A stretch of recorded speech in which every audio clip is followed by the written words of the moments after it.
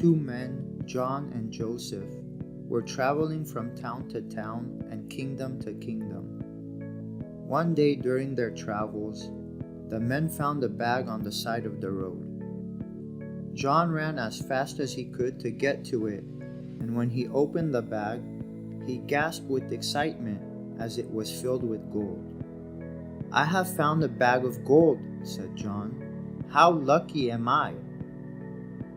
"Do not say 'I have found,'" replied Joseph. "Say 'we have found.'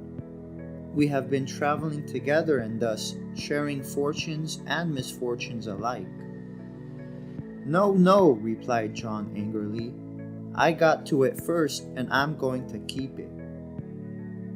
John was now filled with greed and refused to share even a little bit of the gold. As they continued their travels, John kept getting fatter and fatter.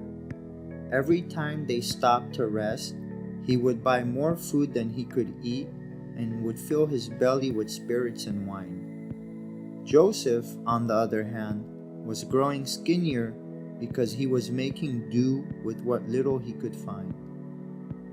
One day, they came upon a village and saw a sign, "King's gold lost. Return immediately." Apparently, the gold that John was spending belonged to the king of this land. He used up almost all the gold and figured that it would make no sense in returning it now.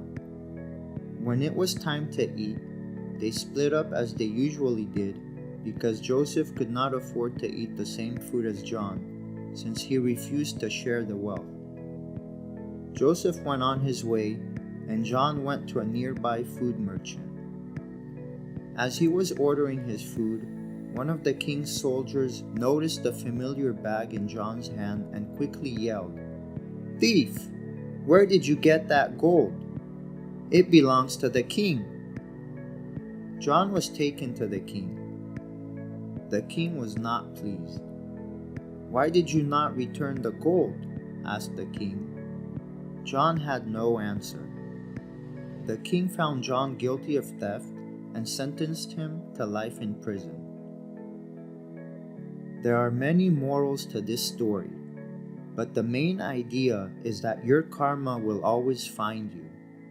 You cannot live your life being mean, greedy, and unfair and expect things not to come around in a negative way towards you. Our actions are energies and frequencies.